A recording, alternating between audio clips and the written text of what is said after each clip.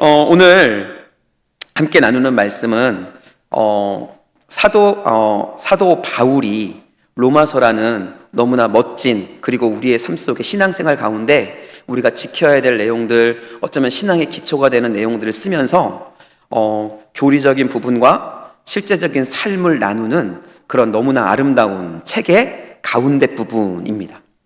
그래서 오늘의 책은 어쩌면 앞에 있는 내용과 뒤에 있는 내용을 연결하는 연결점이고, 그리고 우리의 삶을 어떻게 살아가야 하는가라는 것들에 대해서 너무나 분명하게 우리에게 말씀해주고 있는 본문이라는 것이죠. 우리는 세상을 살아가면서 많은 필요를 느끼며 살아갑니다. 여러분들도 필요를 느끼시죠? 돈도 필요하죠.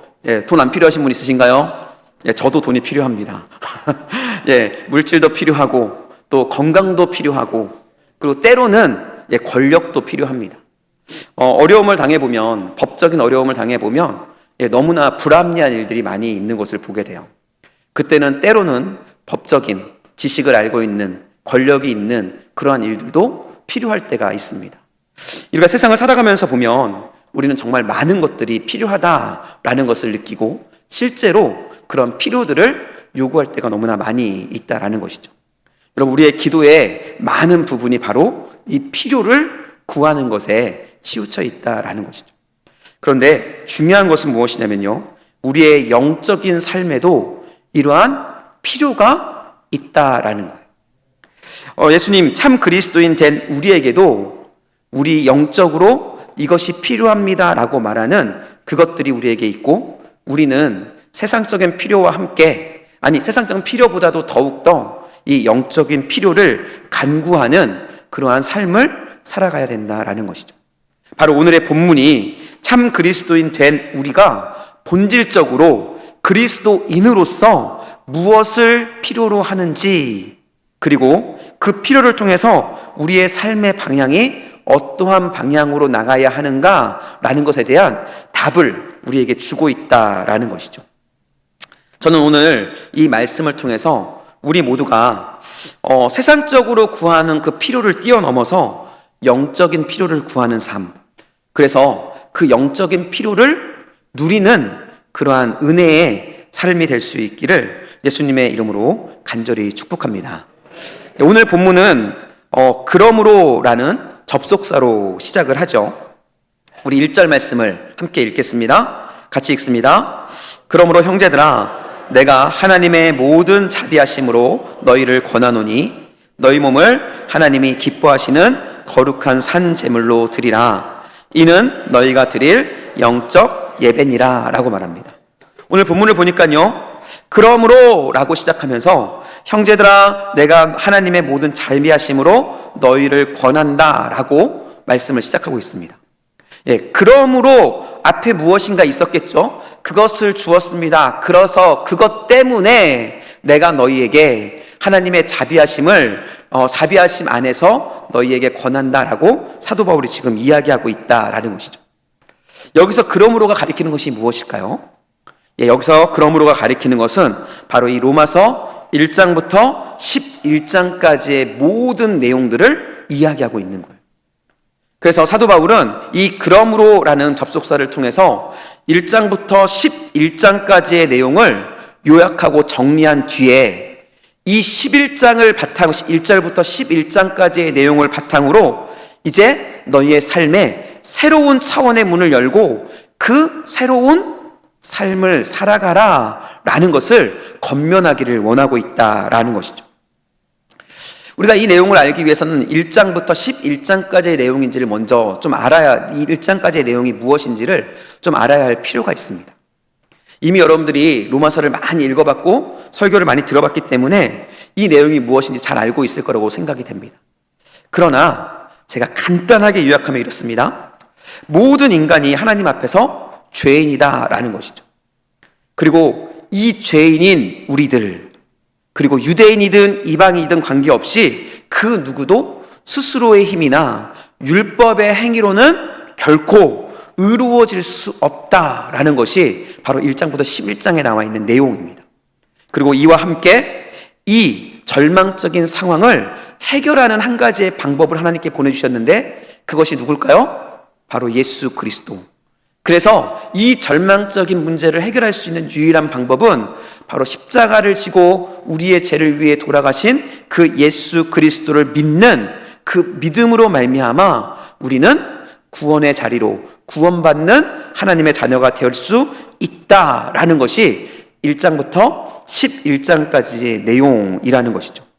그리고 이 내용을 아주 간단하고 명료하게 요약한 부분이 바로 로마서 3장 23절로 24절의 말씀입니다. 앞에 나오죠? 함께 읽어볼까요? 모든 사람이 죄를 범하였음에 하나님의 영광에 이르지 못하더니 그리스도 예수 안에 있는 속량으로 말미암아 하나님의 은혜로 값없이 의롭다 하심을 얻은 자 되었느니라 라고 이야기합니다. 모든 사람이 죄를 범하였대요. 이 모든 사람에는 저와 여러분도 포함되어 있다는 것이죠. 우리는 죄인입니다. 죄덩어리인 거예요.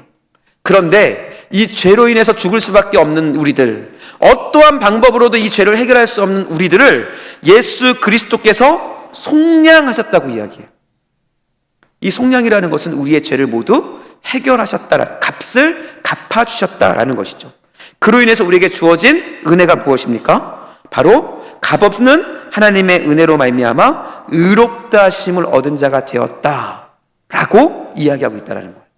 이것이 바로 로마서 1장부터 11장까지에 있는 사도 바울의 그리스도로 인한 구원의 복음, 그것이 우리에게 선포되었다라는 것이죠.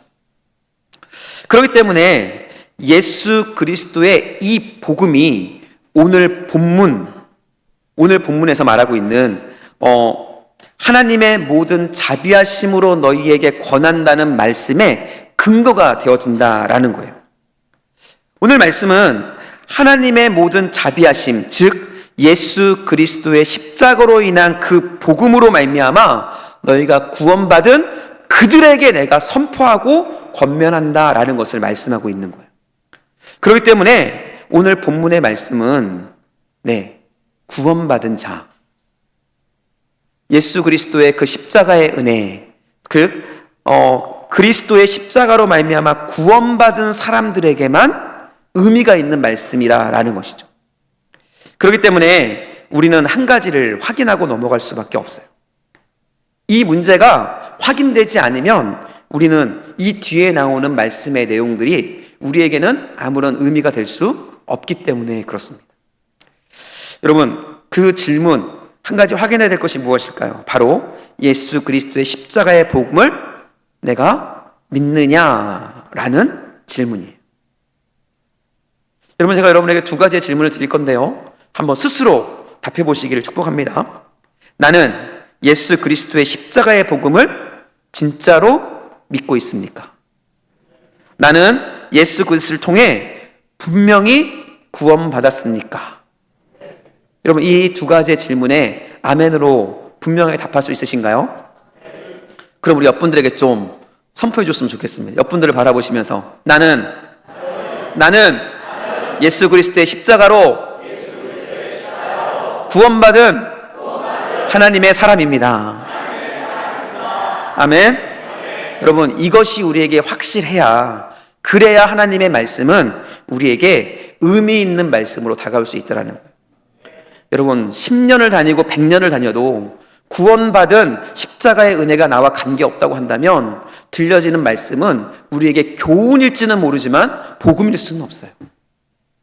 그렇기 때문에 오늘 이 로마서의 말씀 11장부터 11장까지를 통해서 예수 그리스도의 복음을 내가 믿어야 한다는 사실을 알려준 뒤에 믿는 자들에게 주시는 이 12장으로부터의 말씀, 그것은 바로 믿는 자가 어떻게 살아야 하는가라는 것을 우리에게 지금 말씀해주고 있다라는 것이죠.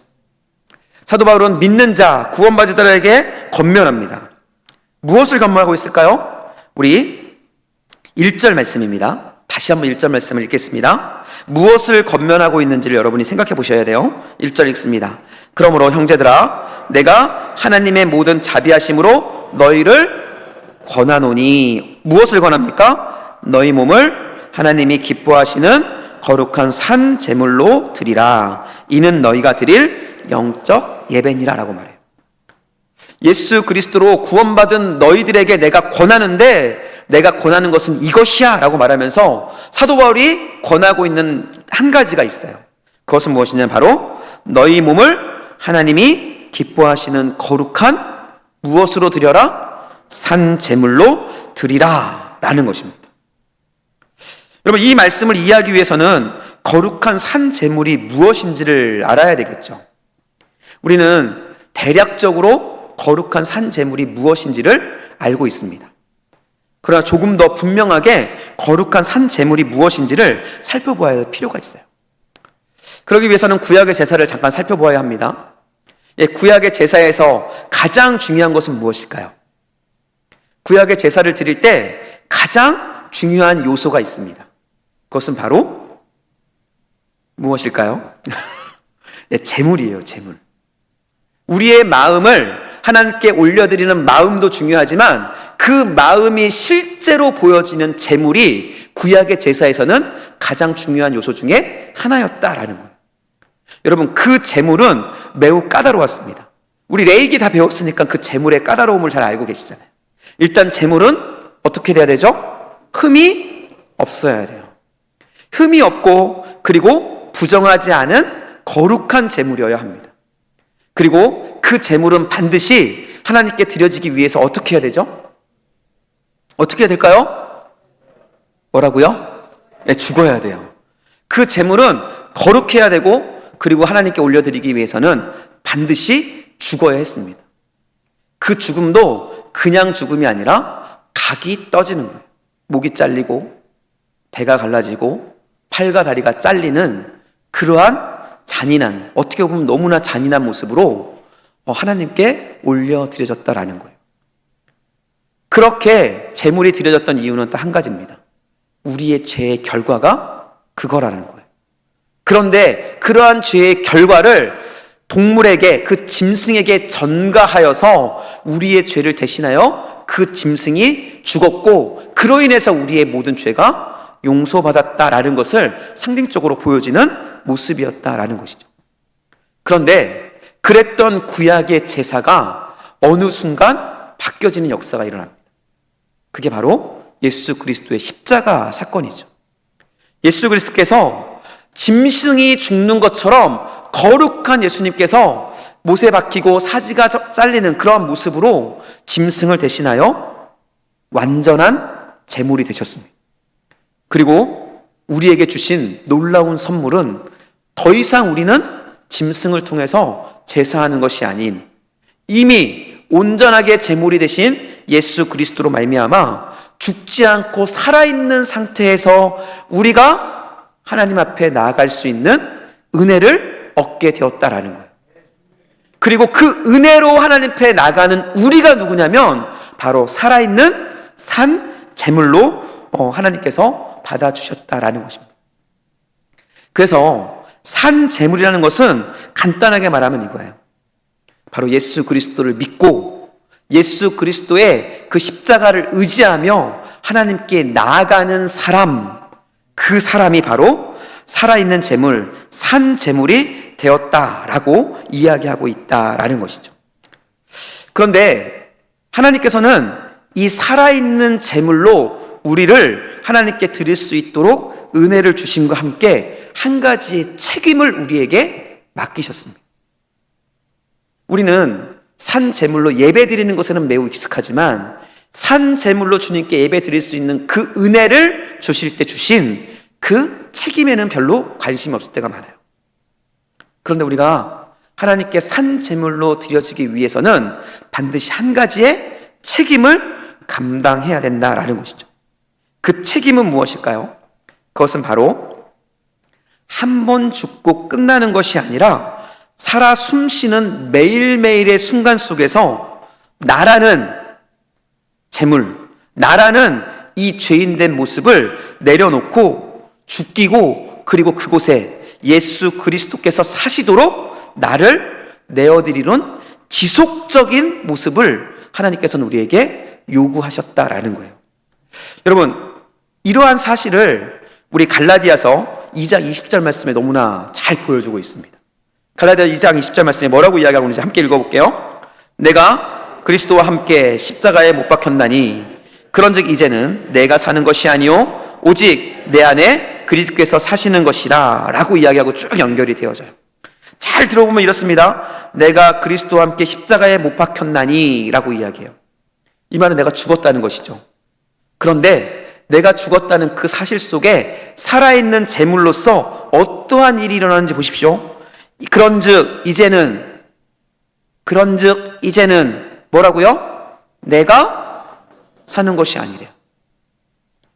내가 산 제물이 됨과 동시에 나타나는 우리의 책임이 하나 있는데 그것은 무엇이냐면 이제는 내가 사는 것이 아니라고 말합니다. 그리고 누가 살아요? 내 안에 예수님께서 사시는 것이라고 사도 바울이 분명하게 이야기하고 있다는 거예요. 내가 산 제물로 하나님께 섰다고 한다면 이제는 나는 죽고 내 안에 예수님이 사는 그 놀라운 역사가 일어나야 된다라는 것이죠. 이것을 다른 말로 말하면요, 여러분 우리의 삶 전체가 하나님께 드려지는 예배의 순간순간이 되어야 한다라는 것을 의미하고 있다라는 거예요. 여러분 주일에 드리는 혹은 수요일에 드리는 그와 같은 공예배나 그리고 그 예배가 드려지는 이 예배당이라는 건물 안에 하나님께서 갇혀 계실 수 없는 거예요. 우리의 예배는요, 우리의 일상 자체, 여러분의 삶의 순간순간, 여러분이 거하는 그 모든 곳이 바로 우리의 예배의 장소이고 하나님께서는 그 예배를 받으시고 있다라는 거예요. 여러분 코람데오라는 말을 알고 계시죠? 예, 주님의 존전에 여러분 하나님께서 여러분 한 30cm 앞에서 여러분을 지켜보고 계신다니까요. 그 하나님께서 여러분의 일상을 예배로 받아주시고 계시다라는 거예요. 우리는 의식적으로 이것을 인식하며 살아가야 한다라는 거예요.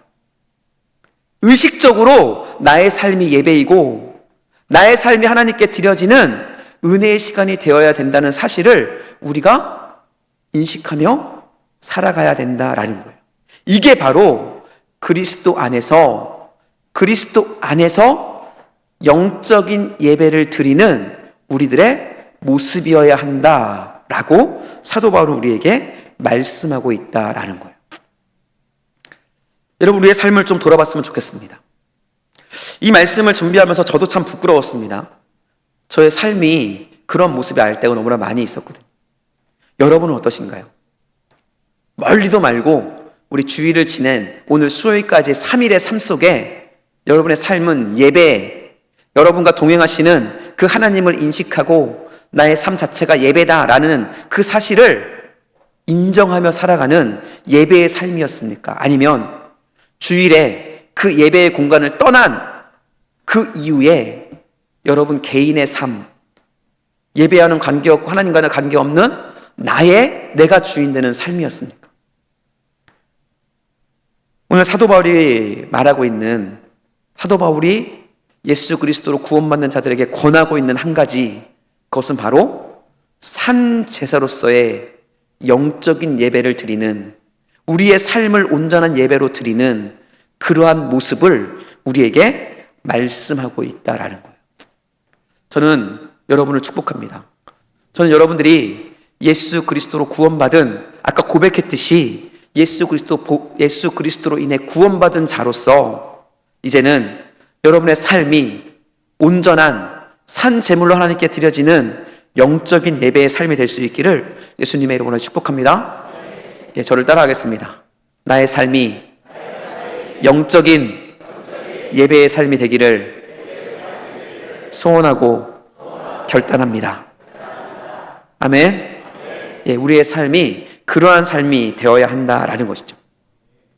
오늘 본문은 그렇다면 이러한 예배를 드리는 사람의 삶은 과연 어떠한 모습일까라는 것을 우리에게 구체적인 모습으로 보여줍니다. 그 답이 2절 말씀에 있습니다. 우리 2절 말씀을 함께 읽을까요? 시작. 너희는 이 세대를 본받지 말고 오직 마음을 새롭게 함으로 변화를 받아 하나님의 선하시고 기뻐하시고 온전한 뜻이 무엇인지를 분별하도록 하라라고 말씀합니다. 참된 예배자의 삶, 바울이 말하고 있는 참된 예배자의 삶을 사는 사람은 구체적으로 두 가지의 모습이 삶에 보여야 한다라고 이야기합니다. 첫 번째는 무엇이냐면요, 이 세대를 본받지 말고라는 거예요. 즉 세상을 본받기를 거부하는 삶을 이야기하고 있다라는 것이죠. 여러분, 세상은 우리에게 자기중심적이고 물증적이고 쾌락을 쫓는 삶의 방식을 요구합니다. 그리고 그러한 삶을 살지 않는 그런 사람을 향해서 바보라고 이야기해요.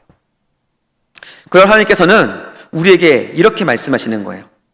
참된 예배자의 삶을 살고 있는 사람은 세상의 가치관을 쫓아가는 사람이 아니라, 세상의 흐름에 휩쓸리는 사람이 아니라, 의식적으로 세상의 방법과 타협하지 않고 하나님의 말씀을 따라 사는 사람이다 라고 말씀하고 있는 겁니다. 이러한 삶이 때로는 불편하고 손해볼 수 있습니다.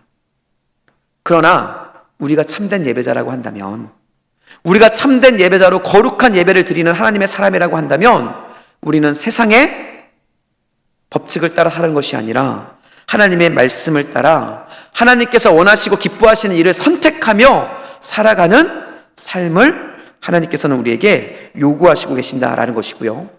그리고 우리가 참된 예배자라면 우리는 세상과 타협하지 않는, 그리고 이 세대를 본받지 않고 하나님께서 원하시는 그 길을 걸어가기로 결단하는 모습을 보여준다라는 것이죠. 둘째는요, 마음을 새롭게 함으로 변화를 받는다라고 이야기합니다. 세상의 것을 거부하는 것을 뛰어넘어서 이제는 적극적으로 하나님의 말씀으로 우리의 생각과 가치관을 채워가는 삶을 살아간다라고 이야기해요. 여러분, 변화는 그리스도인에게서 매우 중요한 가치입니다. 우리 2025년도 우리 교회에 구호가 있습니다. 여기, 저긴가? 저거예요? 네, 뭐죠?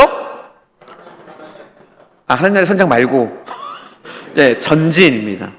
우리가 항상 고백하잖아요. 뭐라고 고백하죠? 믿음으로 전진, 1%의 전진. 여러분, 이 전진이라는 것은 앞으로 나아간다는 뜻도 있지만 변화라는 뜻이 더 강합니다. 우리의 영혼이 하나님께서 원하시는 작은 예수의 모습으로 성장하는 그 변화. 예수님을 온전히 믿고 따르는 참된 예배자는 바로 하나님께서 원하시는 변화, 성장의 모습들이 있어야 한다라는 것이죠. 우리가 무엇을 먹고 무엇을 마시는지에 따라서 우리의 몸의 모습은 결정되어집니다. 최근에 제가 살이 좀 많이 쪘는데요. 왜 그럴까요? 제가 왜 살이 많이 찔까요? 감사합니다. 답해 주셔서. 예, 기름지고 달콤하고 맛있는 음식을 많이 먹기 때문이죠. 또 운동하지 않기 때문입니다. 우리의 몸은 우리가 무엇을 먹는지, 우리가 어떠한 생활 습관을 가지고 있는지에 따라서 우리의 몸이 반응을 하게 되어 있습니다.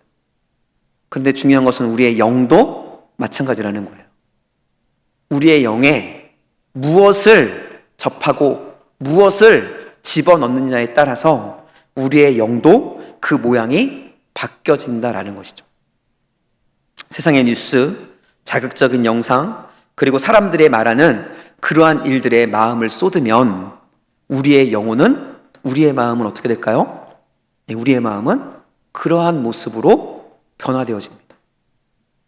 그렇기 때문에 우리가 세상을 본받지 아니하고 우리의 마음을 새롭게 하기 위해서는, 우리가 예배자로서 작은 예수와 같이 주님을 닮아가는 그 마음으로 우리의 마음이 성장하기 위해서는 어떻게 해야 될까요?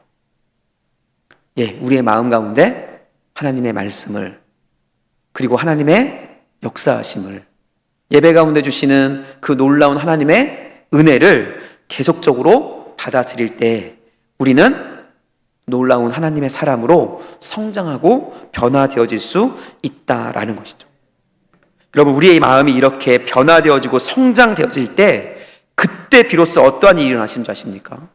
오늘 본문의 마지막에 있었던 하나님의 선하시고 기뻐하시고 온전한 뜻을 분별하는 영적인 지혜의 사람이 되어서 세상을 변화시키는, 세상이 변화되는 사람이 아니라 세상을 변화시키는 하나님의 능력의 사람이 되어질 수 있다라는 거예요.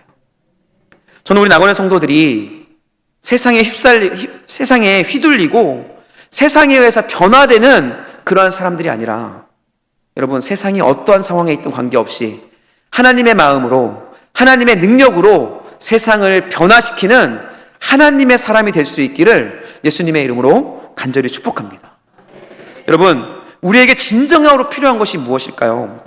그것은 바로 예수 그리스도의 복음, 하나님의 모든 자비하심으로 우리가 온전하게 구원받았다는 확신, 그 믿음이 우리에게 필요합니다. 그리고 그 은혜에 합당한 우리들의 반응이 필요하죠. 우리의 삶 전체가 예배라는 사실을 인정하고 우리의 삶 전체를 하나님께 올려드리고자 하는 그 결단이 우리에게 필요하다라는 것이죠. 그리고 그와 함께 우리는 우리의 삶의 방식을 변화의 삶으로, 하나님께서 원하시고 기뻐하시는 것을 채워가면서 세상을 변화시키는 능력의 사람으로 세워가는 그 일들을 우리가 이루어 가야 한다라는 것입니다. 사랑하는 성도 여러분, 저는 우리 낙원교회 성도님들이 그러한 사람이 될 수 있게 예수님을 축복합니다.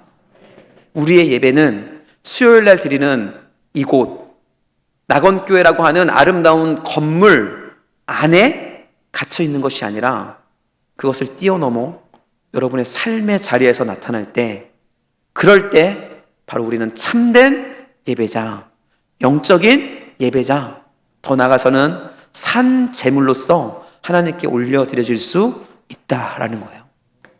여러분, 저는 우리 낙원교회 안에 이러한 능력의 모습들이 충만하게 일어나서 정말로 죽어가고 정말로 망해가는 이 세상이 우리 낙원교회 성도님들 통해서 새 생명을 얻고 변화되어지고 그리고 하나님의 나라로 세워져가는 그 놀라운 역사로 일어날 수 있기를 예수님의 이름으로 간절히 축복합니다.